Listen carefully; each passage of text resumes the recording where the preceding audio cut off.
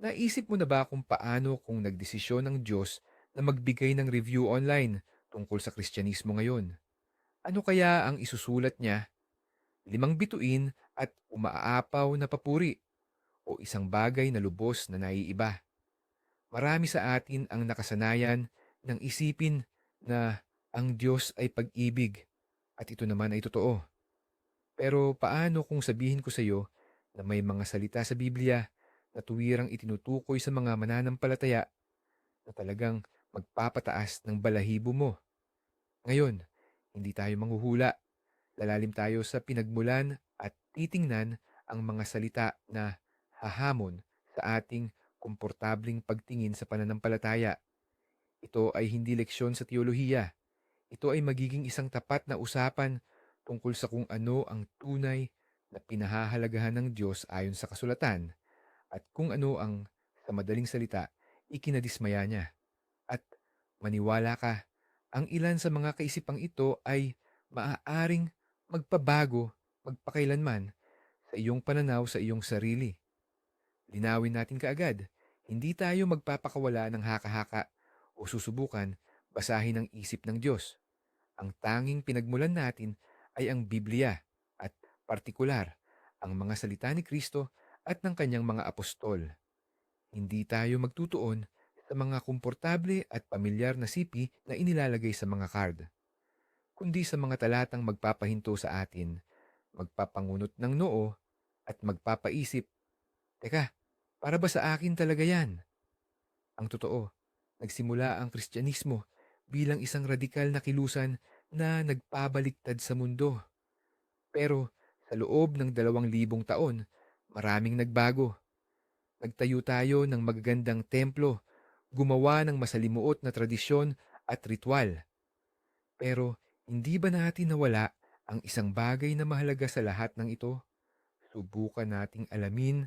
Kaya, simulan natin sa isa marahil sa pinaka hindi komportabling aral sa buong bagong tipan. Matatagpuan ito sa huling aklat ng Biblia, ang aklat ng pahayag.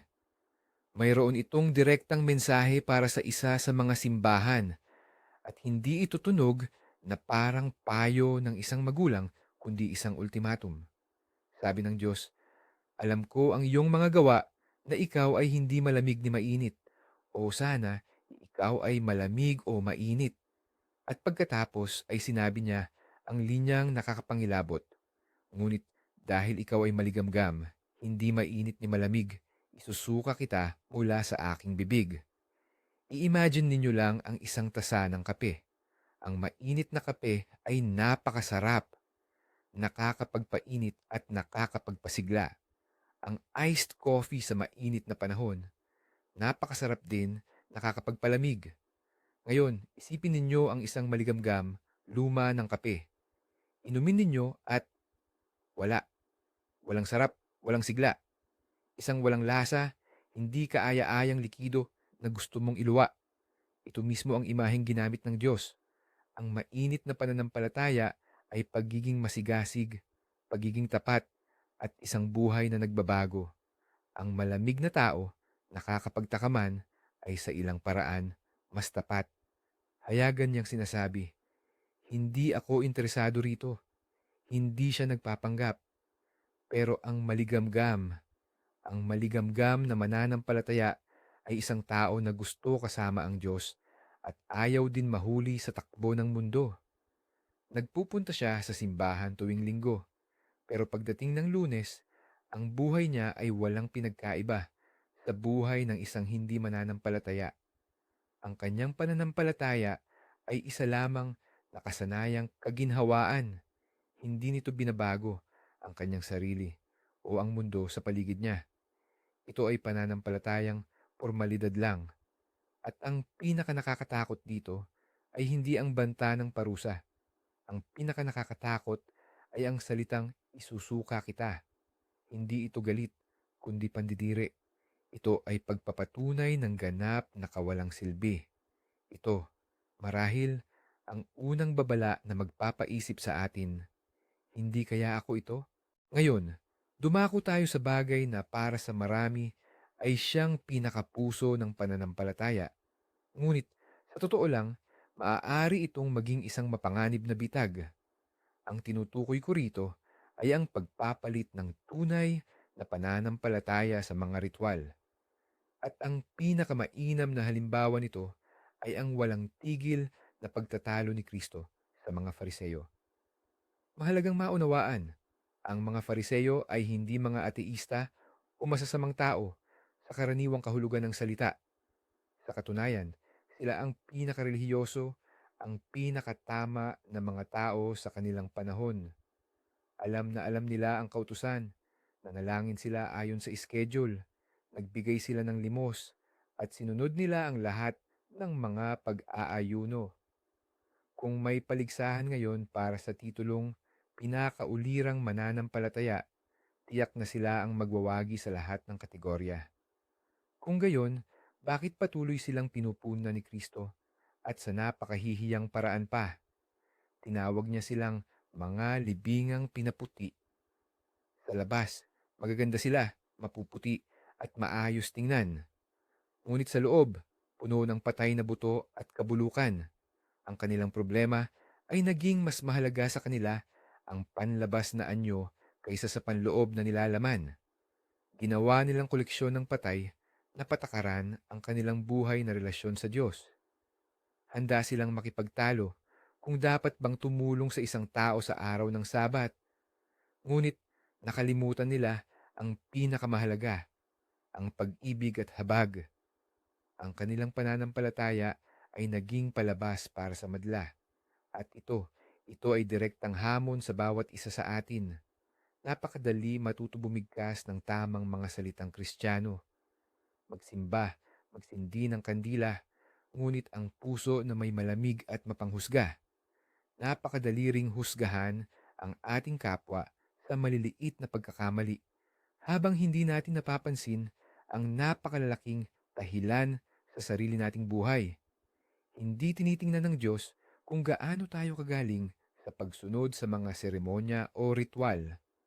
Ang tinitingnan niya ay ang puso, at kung walang pag-ibig doon, ang lahat ng iba pa ay pawang palabas lamang.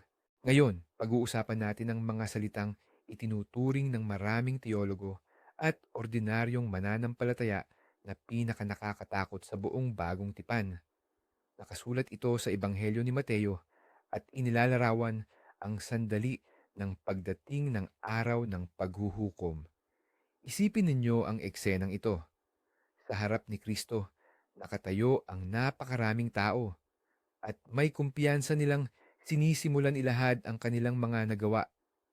Panginoon, Panginoon, hindi ba't sa iyong pangalan kami nagpropesya? At hindi ba't sa iyong pangalan kami nagpalayas ng mga demonyo? At hindi ba't sa iyong pangalan kami gumawa ng maraming himala? Nakakamangha, di ba? Hindi lang ito basta mga taong nagsisimba. Sila ay mga aktibong manggagawa, masasabing mga bituin sa kristyanong mundo. Nagpapagaling sila, nangangaral, at gumagawa ng mga bagay na lampas sa karaniwan. Buo ang kanilang paniniwala na ginagawa nila ang kalooban ng Diyos. Umaasa sila ng papuri. Ngunit sa halip na papuri, ang narinig nila ay ang salitang ikinapangilabot nila. Tiningnan sila ni Kristo at sinabi, "Hindi ko kayo kailanman nakilala. Lumayo kayo sa akin, kayong mga gumagawa ng kasamaan." Isipin ninyo ang lalim ng pahayag na ito. Hindi ito ang hindi kayo sapat na nagsikap o nagkamali kayo, kundi hindi ko kayo kailanman nakilala.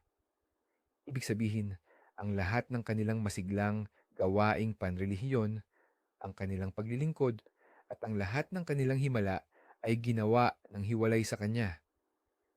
Ginamit nila ang Kanyang pangalan bilang isang tatak, isang instrumento upang makamit ang kanilang mga layunin, kahit pamarahil ay mabuti. Ngunit hindi sila nagkaroon ng personal na ugnayan at pagkakakilala sa Kanya. Binibuwag nito ang pinakamapanganib na maling akala na ang malalaking gawa at pampublikong tagumpay sa paglilingkod ay garantiya ng kaligtasan. Maaari kang maging isang sikat na mangangaral, gumawa ng mga himala, magtipon ng maraming tao sa mga stadium, ngunit wala kang personal na relasyon sa Diyos. At sa huli, maging isang ganap na estranghero sa Kanya. At sa wakas, tingnan natin kung paano inilipat ng Diyos ang sentro ng ating pansin sa pamamagitan lamang ng isang simpleng kwento.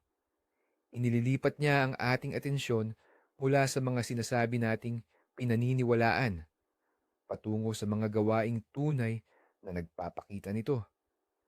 Mayroong isang sikat na talinghaga ni Kristo na sa diwa ay naglalarawan ng huling paghusga para sa buong sangkatauhan.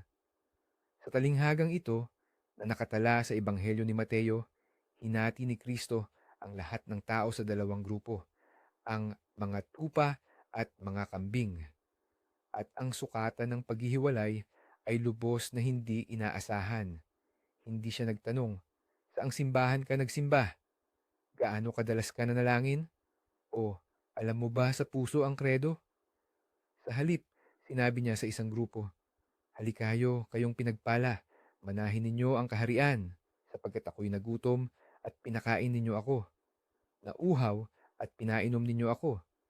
Naging dayuhan at pinatuloy ninyo ako. Nahubadan at dinamitan ninyo ako. Nagkasakit at dinalaw ninyo ako. Nabilanggo at pinuntahan ninyo ako. Ang mga taong ito ay nagtatakang nagtanong, Panginoon, kailan namin ginawa ang lahat ng ito para sa iyo? At sumagot siya ng isang pangungusap na puno ng karunungan. Katotohanang sinasabi ko sa inyo, yamang ginawa ninyo ito sa isa sa pinakamababa sa mga kapatid kong ito, ay sa akin ninyo ginawa. Ngunit sa isa pang grupo, sinabi niya, lumayo kayo sa akin dahil wala silang ginawa sa mga ito. At muli, nagulat sila at nagtanong, Panginoon, kailan ka namin nakitang nangangailangan at hindi namin tinulungan? At ang sagot ay pareho, yamang hindi ninyo ginawa ito sa isa sa pinakamababa sa mga ito, ay hindi ninyo rin ginawa sa akin. Ang talinghagang ito ay isang nakakapukaw na aral. Ipinapakita nito na ang tunay na pananampalataya ay hindi sinusukat sa dami ng kaalamang panrelihiyon, kundi sa dami ng ipinakitang habag at pagmamahal. Iniuugnay ng Diyos ang kanyang sarili sa bawat nagugutom, walang tirahan, may sakit, at nag-iisang tao. At ang ating pagtrato sa kanila, iyan ang ating tunay na pagtrato sa Diyos. Walang maskara at magagandang salita. Ano nga ba ang mga salitang talagang nakakapagpatindig balahibo? Hindi ito banta ng impyerno. Hindi rin galit na paghatol sa mga makasalanan. Ang pinakanakakatakot na salita sa Biblia ay para sa mga nag-aakalang sila'y kabilang o karapat-dapat. Alalahanin ang sikat na sipi mula sa Aklat ng Pahayag tungkol sa mga maligamgam na mananampalataya. Sabi ng Diyos, ngunit dahil ikaw ay maligamgam at hindi mainit o malamig, isusuka kita mula sa aking bibig. Isipin nyo ha, hindi paparusahan, hindi babaguhin, kundi isusuka. Para bang isang bagay na di kaaya-aya, walang lasa, at walang silbi. Hindi ito galit, ito'y pagkasuklam. Ito ay ganap na kawalang interes sa isang taong siya mismo ay walang interes. Ngayon, balikan natin ang mga nagmalaki sa kanilang mga himala. Ano ang sagot ni Kristo sa kanila sa Ebanghelyo ni Mateo? Hindi ko kayo kailanman nakilala. Lumayo kayo sa akin. Hindi kayo nagsikap ng sapat o nagkamali kayo, kundi hindi ko kayo kailanman nakilala. Ibig sabihin, ang lahat ng kanilang paglilingkod, ang lahat ng kanilang malalaking gawa, ang lahat ng kanilang relihiyosong aktibidad ay lumampas sa Kanya. Gumawa sila ng career gamit ang pangalan ng Diyos, pero hindi naman sila nagkaroon ng tunay na relasyon sa Kanya. At dito na nga lumalabas ang mga nakakapagpatindig balahibong damdamin, hindi dahil sa takot sa parusa, kundi dahil sa nakakapanindig balahibong pagkaunawa kung gaano kadaling lokohin ang sarili. Maaari kang maniwala sa buong buhay mo na ikaw ay isang mabuting Kristiyano. nagsisimba, gumagawa ng tama, at sa pinakamahalagang sandali ay maririnig mo, paumanhin, pero nagkakilala na ba tayo? Kaya, ano ang tingin ng Diyos batay sa mga talatang ito sa mga modernong Kristiyano? Hindi niya hinahanap ang perpektong tagasunod ng mga ritual o ang mga maligamgam at komportabling alagad. Hinahanap niya ang nag-aalab na puso na handang magmahal ng totoo, kahit pa ito'y mahirap o hindi komportable. Hinahanap niya ang aktibong pananampalataya na nakakakita ng sakit ng ibang tao at tumutugon dito. Hindi siya naghahanap ng mga tagahanga, kundi mga anak na mayroon siyang tunay at buhay na relasyon. Salamat sa panunood ng makabuluhang video na ito hanggang sa huling bahagi. Kung nagpukaw ito ng iyong isip, paki-like at mag-subscribe sa channel para hindi mo mapalampas ang mga bagong malalim na pagtalakay. Ngayon, may tanong ako para sa inyo. Ano ang mga salita sa banal na kasulatan ang nagpapaisip sa inyo o nagbibigay sa inyo ng matinding kilabot?